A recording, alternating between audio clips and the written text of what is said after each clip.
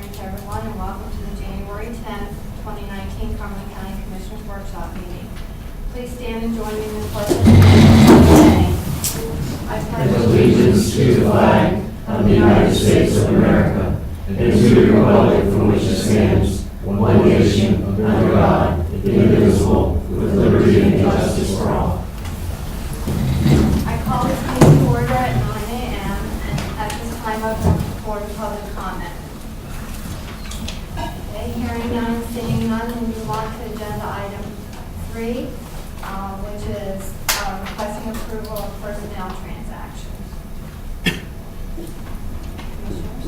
You're looking for a motion. I'll make a motion to approve the personnel transactions. I'll second the motion. Do you have any comments or questions? All in favor, say aye. Aye. Aye. Motion carries. Thank you. You're welcome. Next, I'd like to call Kate Narrow to discuss agenda item 4 and the acceptance of the Emergency Solutions Grant Award, and item 5, Resolution 2019-3 regarding fair housing. Kate? Oh, Tim, you're here. Yes. Sorry, you got the second string this morning. That's okay. Kate unfortunately also had a last-minute conflict came up that she needed to attend to, so she asked me to come. Oh, happy to see you. And happy New Year to everybody else as well. The commissioners may remember that back in July, they approved the submission of an emergency solutions grant here in Cumberland County. At the time, we had put in for $200,000. That $200,000 was not fully awarded, but we did receive an award of $103,375. So we're asking the commissioners' consideration to accept the budget and accept the grant as revised. And the information was provided to you in advance of the meeting. Realizing you got a very long agenda and full agenda today, so trying to be brief on that particular item. You can act on this on Monday then. Yes, sir. And coming right along with that is item number 5, which is a resolution we're looking for the commissioners to approve on fair housing resolution. This is built off of the Department of Community and Economic Development template that has been provided. And so we're asking for your consideration to approve the resolution as going forward. A question on that. Keith, have you had a chance to review this resolution? I did, yes. You're satisfied with it? Yes. So both of these can be done on Monday? Yes, that would be much appreciated and allow us to move forward with both of these items. Okay, thank you, Tim. Thank you, sir. Okay, we move on to agenda item 6 and call Tammy Bender, who will be discussing budget resolution 2019-1 and followed by agenda item 7, budget resolution 2019-2 regarding the year 2018. Tammy? The first budget resolution is for aging. They're increasing revenues by $18,687 and expenses by $91,526. This corrects Lawson to match the current state budget for fiscal 18-19. The next resolution is for ARD. They're increasing revenue and expenses by $30,000. ARD transfers all their fund balance to drug and alcohol and the prison 50/50. And the third one is stop grant. They're increasing revenue and expenses by $10,000. It's due to an additional allocation that was awarded for use in the Victim Services Department. None of the resolutions have any impact on the general fund. Any questions for Tammy? Thank you, Tammy. Next, we'll move on to agenda item 8, contracts and grants. Agenda item 8, Roman numeral 1, A through F are existing contracts. Contract extensions are addendum with no additional cost or increase to the county. They include the following departments. There's 1 contract for aging and community services, 3 contracts for children and youth, 2 contracts for Fairmont Nursing and Rehabilitation Center, and 1 contract for Conservation District, 1 contract for IMTO, and 1 contract for Recorder of Deeds. Commissioners, do you have any questions, comments, or concerns regarding any of the above-mentioned agreements? Okay. Okay, hearing none, we'll move on to agenda item 8, Roman numeral 2, which consists of new contracts, vendor services, grant contracts, increases and decreases to the county. I begin by calling on Joan to discuss the agreement for aging and community services. Joan? Good morning. This is just an actual amendment to a contract from back in July of last year.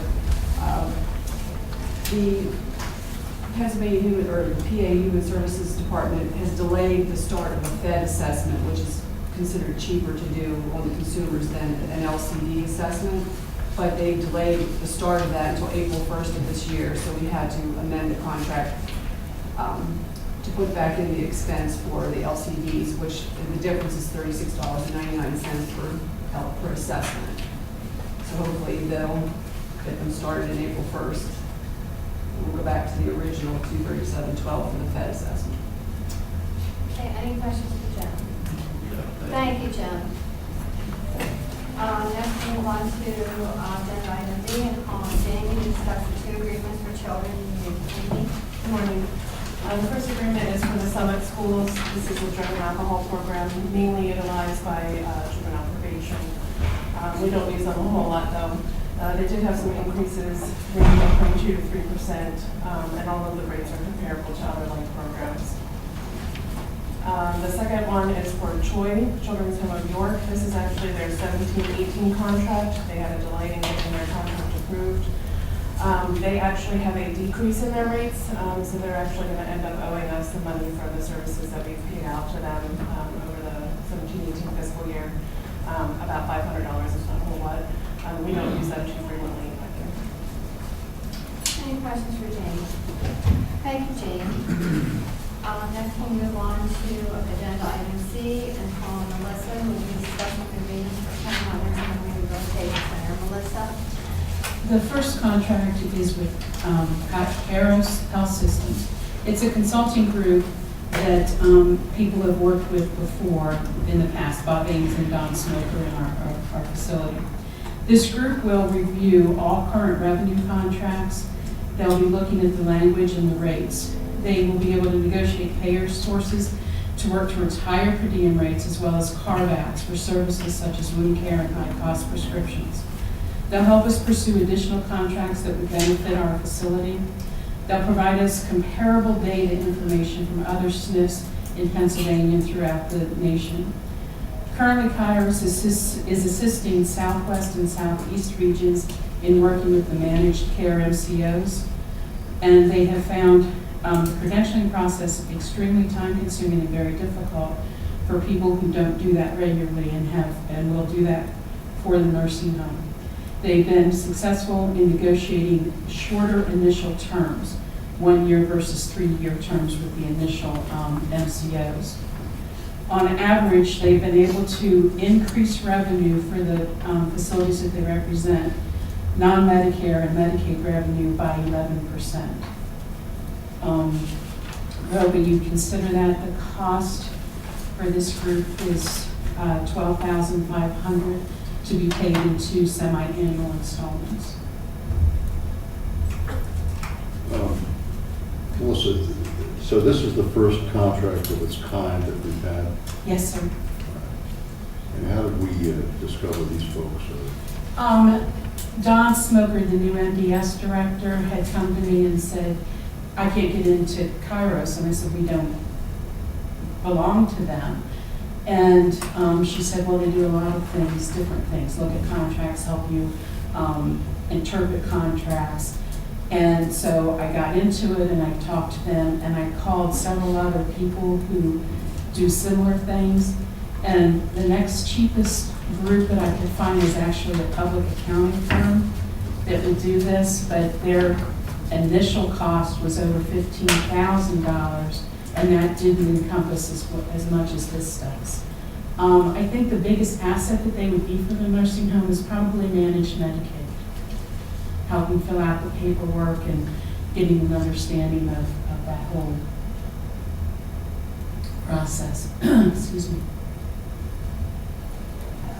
I did a quick analysis, and if they were able, their average is 11% savings. If we just said, okay, they can only do 5.5% savings, half of that, we would come ahead by $69,000 with the revenue increase, if they were able to do that for us. Well, yeah, I have no problem with, getting whatever assistance we need, if we need it, to assist with the transition, to managed carrier. But there ought to be some kind of absolute measurement in terms of whether we got our money's worth too. So I don't know, this is a one-time contract? It's an annual contract, so this would be the first year we could take a look at it, see if we were able to have any benefits driven from it, and if not, certainly cancel it next year. Okay, and they have a track record, you said? Yes, they do. The people that I called that they've dealt with speak very highly of them. Okay. I don't know. Thanks, Melissa. The next contract is with Planet Health, which is another agency contract. We're just trying to reach out to as much agencies as we can to get staffing. The rates are pretty consistent with the rates with the other contracts. So that's what Planet Health is. Any questions there? Is this for CNAs or what's it? They will provide RNs, CNAs, and LPNs. We get some details with these finance sheets. We get one page as an amount on it, and that's about it. I have no clue what it is. It would be nice to know what it is before the meeting date. I have a question on these because I don't know what it is we get for these. We're gonna, I don't understand it. $25,000 for this Planet Healthcare. It is just an estimate of what we would spend on that contract. It's difficult to say. For I'm what? gonna- What do we get for $25,000? We get staffing. So how would you like me, I can't sit here and say we're gonna It's an get, estimate of what you think you're going to need. I can That's do what it that. is. That's what the That's- breakdown is. This is what you think you will probably pay to Spend get from- agency nurses. Yes, but I can't tell you if it'll be All right, CNAs. so in other words, it's for labor at the nursing home? Yes, It's sir. going to pay for agency labor at the nursing home, Yes, which we want to try to get to. absolutely. If there's some other information I can provide, I'd be happy to do that.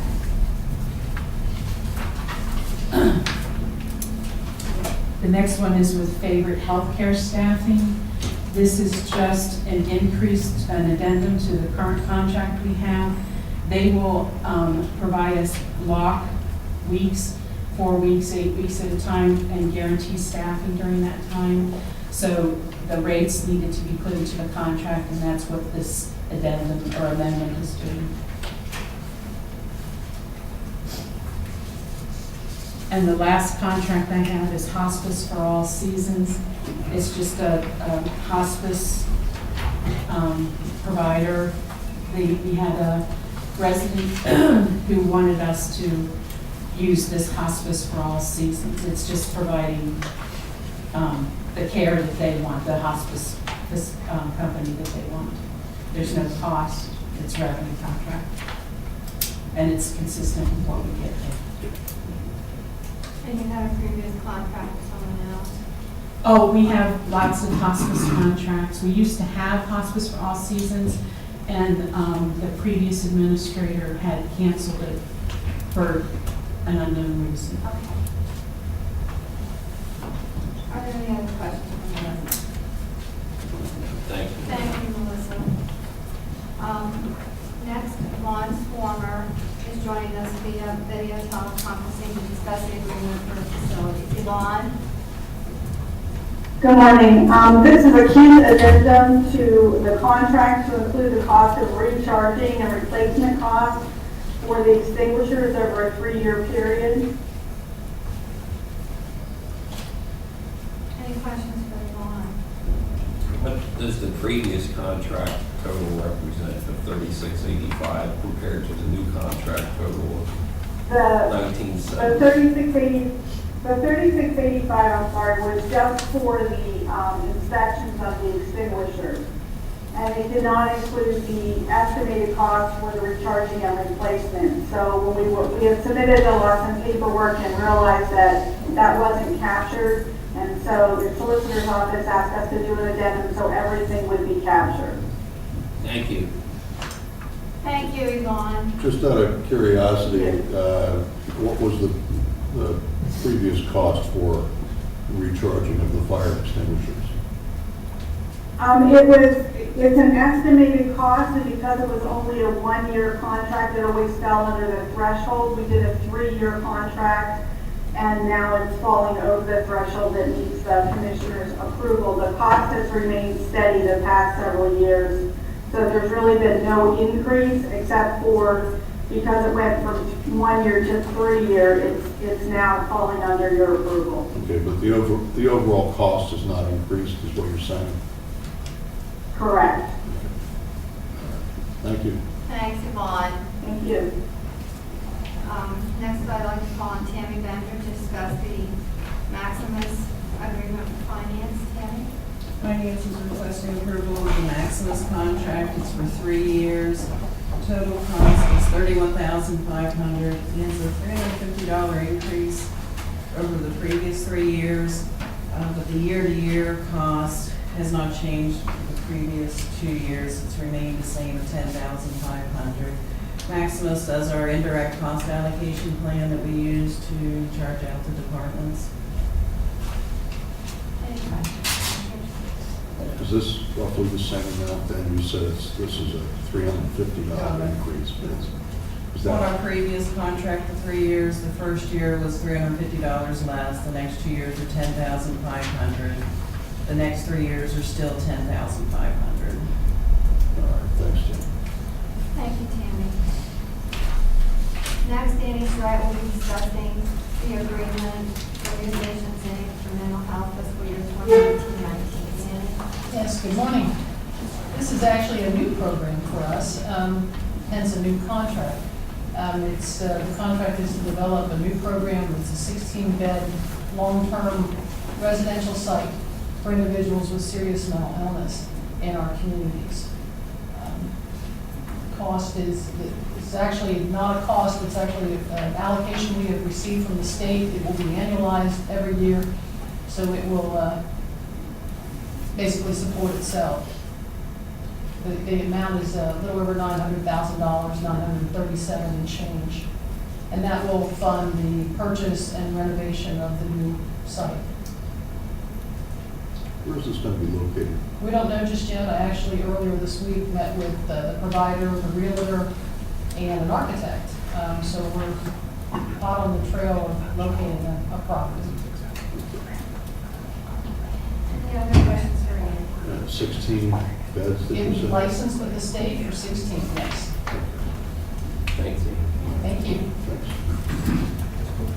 Next, I'd like to call on Earl to discuss Sweeney Corrections Consulting LLC with President Earl. We're seeking authorization to contract, with Sweeney Corrections Consulting to conduct an audit to measure the prison's compliance with the Prison Rape Elimination Act. These audits aren't mandated, however, compliance with PREA, is mandated. Sweeney's fee is $100 an hour plus expenses. We're anticipating that the total fee at the end of the audit will not exceed $6,000, and that fee we'd like to pay out of the inmate canteen fund. Sweeney himself is retired Director of Corrections from Lehigh County, and he is a certified PREA auditor by the United States Department of Justice. Any questions for Earl? Sounds good. Thank you. Claudia Larner is joining us via video teleconferencing to discuss the FEMA Hazardous Material Response Fund grant. Commissioners, this is an action requested item for today, and it will be followed by a discussion regarding the agreement with the Commonwealth of Pennsylvania. Claudia? All right, good morning, everyone. In August, you had approved for public safety to apply for the state fiscal year 1819 Hazardous Materials Response Fund, known as the HMRF grant. And we've been fortunate to be awarded the grant again this year. Therefore, we are requesting your approval and signature to accept this award in the amount of $47,263.23. The grant has a performance period of July 1, 2018 through June 30, 2019, and is state funding from FEMA. This is a reimbursable grant for expenditures to update exercise, emergency response plans, update and enhance the response capabilities in terms of equipment, supplies, and training. And as our work plan outlined in the application, it will cover budgeted expenditures including annual equipment testing, protective gear and equipment, training, and supplies. I apologize for it being action requested, but we received via email the documents the day after the last Commissioners Workshop meeting. So it is due back to FEMA today through the e-grant system. So after it's approved today, we ask that you go into the e-grant and do the e-signature. You're challenging me again. No, I'm sorry. I'll make a motion to approve the grant request. Second. Any further questions or comments? All in favor, say aye. Aye. Aye, motion carries. Thanks, Claudia. All right, thank you for that. The second one can wait until Monday for approval. This is a continued effort to ensure the radio communications interoperability among the first responders. It's an agreement with the Commonwealth of PA to monitor the radio talk groups for the state radio system, which includes the PA State Police Carlisle and Harrisburg talk groups. We do have an agreement currently in place that allows for our department to monitor the talk groups. This agreement is going to take place, replace that. It's updated to expand that permission for the talk groups to be added to all of the Cumberland County municipal law enforcement cars if they desire. There's no financial obligations associated with this agreement. Any questions for Claudia? Thank you, Claudia. Thank you. Have a good day. You too. You. Next, I'd like to call on Jason to discuss the Pennsylvania Department of Transportation Highway Safety Grant for the Sheriff's Office. Jason? Good morning. Today, I'm asking for your consideration to approve a federal highway safety grant that was applied for in July. Our office would administer this grant and work with the PA Department of Transportation, who I have Matt Franklin here with me. If you have any questions that you need to answer in detail, but the original amount, there was an original amount that I came to you guys for, and that $306,500. Later, the Highway Safety Office added additional funding to that for a Governor's Highway Safety National Conference for the Pennsylvania Department of Transportation to attend. So they added some additional funding on for that. That's why you'll see the change in $308,700, in case you're wondering why there is a change from the initial amount. Basically, the grant is to focus on the following highway safety focus areas: aggressive driving, speeding, bicycle safety, child passenger safety, commercial vehicle safety, distracted driving, and there's many more. And within the packet, there's proposed activities and many things that the PA Department of Transportation will administer throughout the county. Also, I think you had a question before of why is this seem doubled. This is a two-year grant now instead of a one-year grant. We're trying to make them multi-year grants. That way, it's less time spent on going to get approval and paperwork and that type of stuff. So they're doing a two-year grant now instead of a single-year grant. And this can wait until Monday for approval? Yes. Any questions? Yeah, I just wanted to ask, so part of this is for speed enforcement. Yes. Right? And does this involve at all? I noticed recently that there was an article about state police providing speed enforcement on the Campbell bypass and using radar. Is there any of this that could be the state police involved in this? Sir, no, this grant is solely for educational purposes. When we talk about speed enforcement, it's all about educating the public about the dangers of speeding and trying to convince them to develop better driving habits. There are separate grant monies that the state police do get that they target towards speed enforcement. All right, well, that's fine. I know our municipalities and our local government associations for many years have been trying to get legislation enacted that would allow them to use radar as their method. But I thought it was kind of interesting recently to hear where the state police were using radar on what is heavily traveled artery that's, I guess police generally by Campbell Police, East Metro Police, and those folks. So, but they've been able to do some enforcement using radar, so that's a good thing, I guess. Anyway, thanks a lot. Okay, agenda item 9, Kirk Stoner is joining us via video teleconferencing to discuss agenda items 9 through 13, which I will announce at this time. Agenda item 9 is discussion of encroachment agreement with the Columbia Pipeline regarding Wolf Bridge. Agenda item 10 is Buckeye Partners conditional approval letter and agreement regarding Wolf Bridge. Agenda item 11 is resolution 2019-4 regarding the Sample Bridge project. Agenda item 12 is resolution 2019-5 regarding the Wolf Bridge project. And agenda item 13 is resolution 2019-6 regarding the Cumberland Bridge project. Kirk? Good morning, Commissioners. We'll cover items 9 and 10 first. These are agreements with Columbia Pipeline and Buckeye Partners for the Wolf Bridge project. In both cases, they own pipeline facilities just south of our replacement project. We have no major impacts to their pipelines, but they do require agreements with us and conditions that need to be incorporated into our contract with our contractor. So what we put forward, HRG is reviewed, Keith is reviewed. Their requirements to be incorporated into our construction contract when we get to that point. Any questions, Commissioners? No questions, Kirk, was that one? Okay, Commissioners, we'll take items 11, 12, and 13 together as well. These are really some kind of some administrative loose ends with Sample Bridge, Wolf Bridge, and Cumberland Bridge. The county is required to have a resolution authorizing the acquisition of the right-of-way and condemnation through eminent domain if needed for these projects. Again, that's Sample, Wolf, and Kunkel. We're not anticipating the use of eminent domain. We've settled Wolf Bridge and Kunkel Bridge amicably, and we're working on Sample Bridge as we speak. Any questions regarding this? Thank you, Kirk. There's Thanks, no Kirk. questions. Thanks.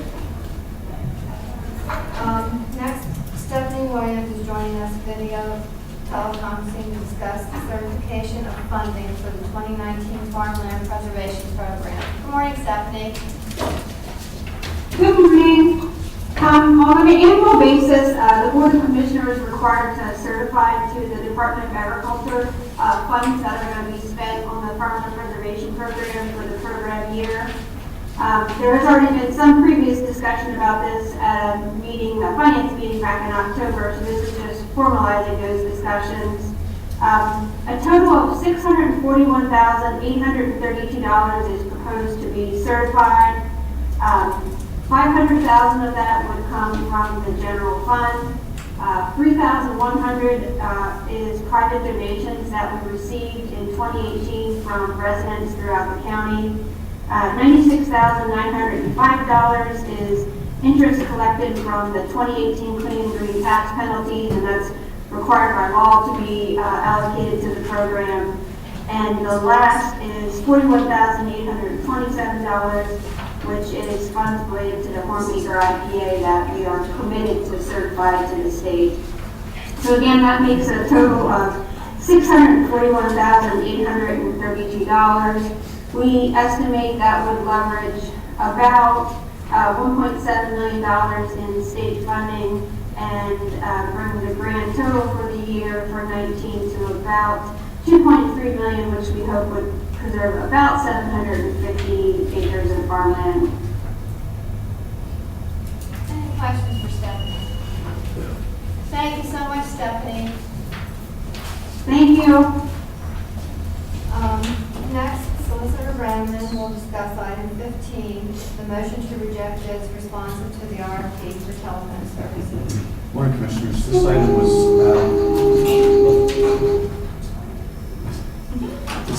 this item went out to bid, I believe, in November of 2018, and there was one bidder, and that bidder's bid was not responsive because it had not provided services in 3 respects as required, by the RFP. So we're requesting that you reject all bids with respect to telephone services. And I can wait for one. Thank you. Agenda item 16, since Commissioner Eichelberger is not here, I went over these appointments with him and he was fine with these recommendations. So he is going to recommend reappointment to the Blighted Property Reinvestment Board, followed by agenda item 17 regarding the reappointment recommendation to the Susquehanna Area Regional Airport Authority Board. For the Blighted Property Reinvestment Board, the people that are due for reappointments for a 3-year term are Diane Boda and Tracy Vernon, and Commissioner Eichelberger, reappointment for a 3-year term. And those terms are effective January 1st of 2019 and expiring December 31st of 2021. For the Sarah Board, reappointment is for James Heisel Jr. for a 5-year term, and that term is effective January 1st, 2019 and expiring December 31st of 2023. So that will be on Monday's agenda for approval. Do you have any questions? Okay, next I'd like to call Commissioner Hersler, who will be discussing agenda item 18 regarding the reappointment recommendations to the Redevelopment Authority Board, followed by agenda item 19 regarding the reappointment recommendation to the Affordable Housing Trust Fund Board. Thanks, Sandy. Yeah, these are all folks who have been serving on the either the Redevelopment Authority Board or the Affordable Housing Trust Fund Board for some time, and they've all agreed to continue to serve. And so I will be recommending their reappointment to new terms on Monday. Thank you. And they have been recommended by the boards as well. Okay, next we'll move on to the Commissioner's Liaison Reports, and we'll begin with Commissioner DeFilippo.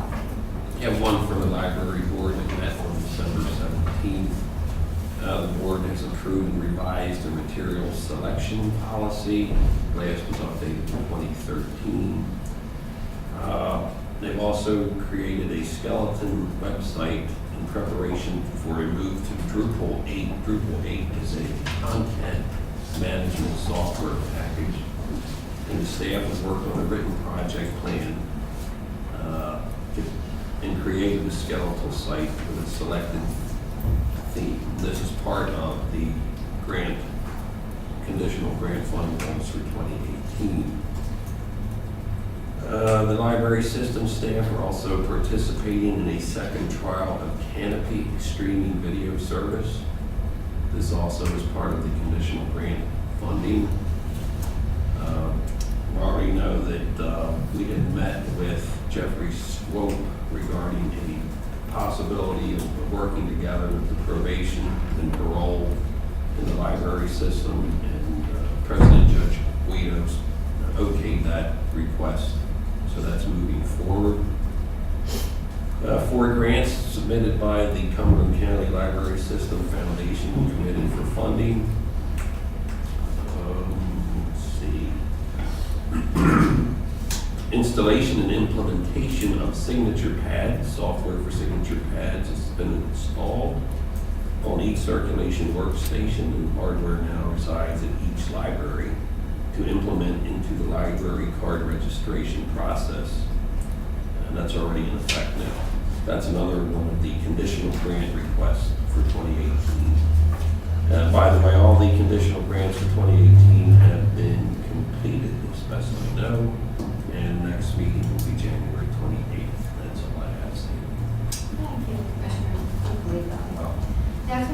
Commissioner Hertzberg. Okay, thanks, Sandy. Well, we are through the holidays here, and I was looking at my calendar. I think the last workshop session was about a month ago, so there's a few things to report here as we transition to this last year of the decade. The Harrisburg Area Transportation Authority Coordinating Committee met on Friday morning, December the 14th, and the long-range 2040 updated regional transportation plan was approved. The establishment of a regional transportation planning implementation work group for the purpose of establishing a fair process for transportation project ranking. Dan Flint of Lower Allen Township will serve as Cumberland County's representative on that work group.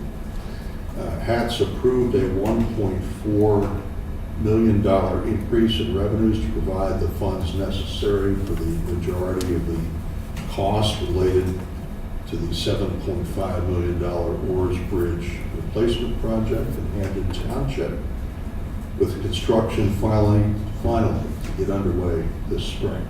So hopefully we're going to reach a conclusion on that pretty soon. That's an important project. As we heard from PennDOT District 8 Executive Mike Kaiser at the Carlisle Chamber luncheon this week, the promised safety cable median barrier project in Cumberland County has been delayed by contractor failure. And I think the contractor is facing some penalties now. But we have again received assurances that the work will get done. Of course, what we also heard at the Chamber breakfast was PennDOT's acknowledgement that we do need capacity expansion on Interstate 81, the whole way from I-78 to the Maryland border. But how and when depends on funding availability. So, but we're glad at least that PennDOT has now acknowledged the need for this major infrastructure improvement.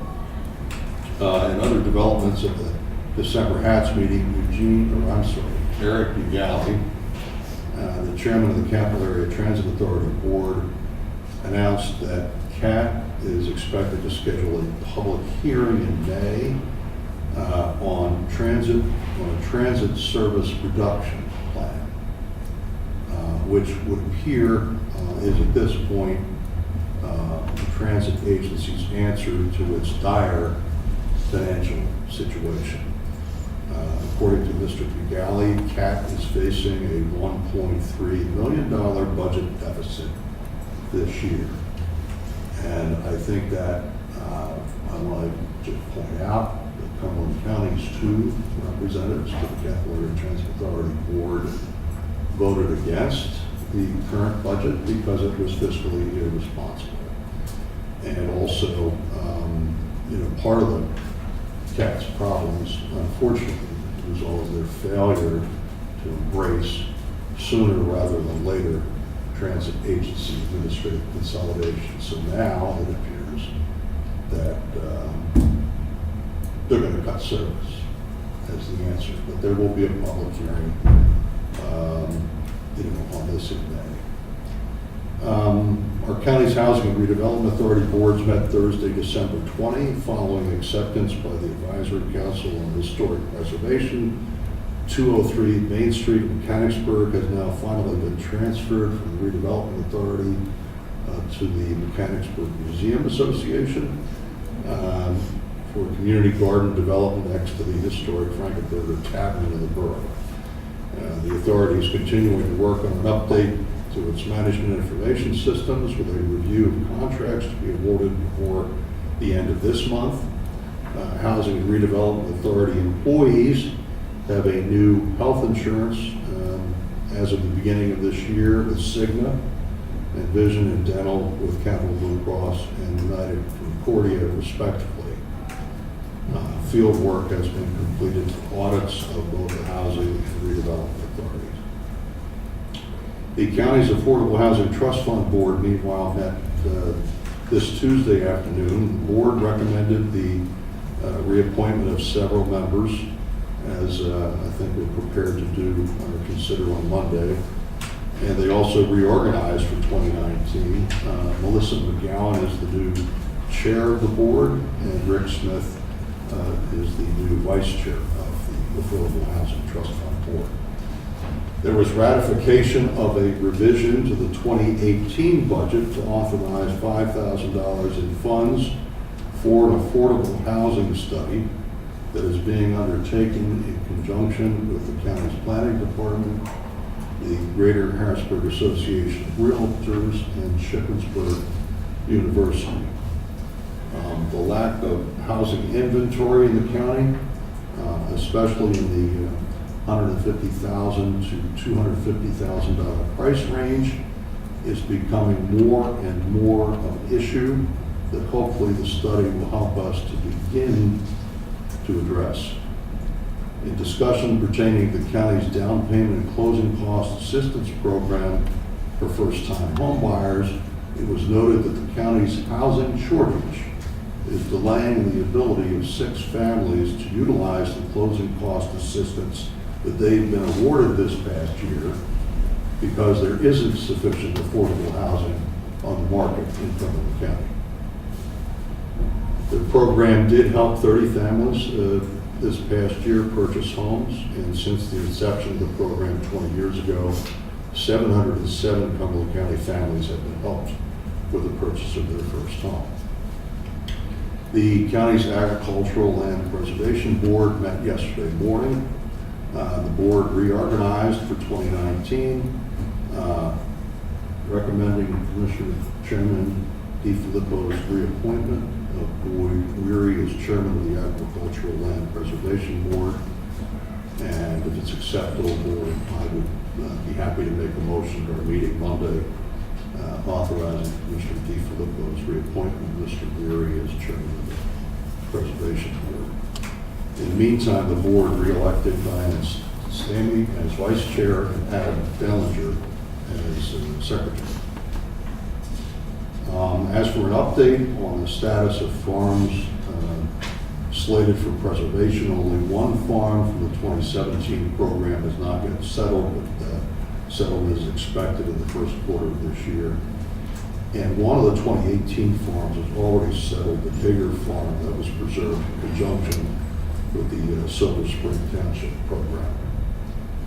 In the meantime, it's expected that our program will reach the milestone of preserving over 20,000 acres of prime farmland in perpetuity by the end of this year. In addition, it's important to note that as the ranking process begins for 2019, the county has 35 applications on hand, the highest number of applicants during any of the past 5 years. In fact, 20 of the pending applications are new applications, the most new applications in a given year in memory. And suffice it to say that the demand for the program is not slacking off, even though resources to preserve these farms are limited. In the meantime, there was significant discussion surrounding funding options for the program going forward. And that discussion, as I understand, is scheduled before this board during a county finance meeting January 3rd. And members of the Agricultural Land Preservation Board were invited yesterday to attend that meeting of the Board of Commissioners.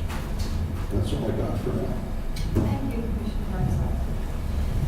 I would like to report that an executive session was held on the following date in 2019. It was January 7, 2019 at 2 p.m. regarding personnel issues. I would also like to request the executive session to be held directly after this meeting regarding personnel issues. And under other business, we have an approval of the mosquito-borne disease grant award from DEP. The grant amount was $101,146.05. This particular grant was on the workshop on November 29th for application to apply for the grant. The BOC approved the application on December 3rd, and now we are here to accept the approval of receiving the grant award. So action is requested today. The grant is due to be e-signed and due back by January the 24th. So I would like to have action requested today if possible. Is there a motion to accept the grant funding? Yes, I'll make a motion to accept the grant funding in the amount of $101,146.05. I'll second the motion. Are there any further questions or comments? All in favor, say aye. Aye. Aye. Motion carries. Is there any other business to bring before the Board of Commissioners today? Okay, hearing none, we are adjourned.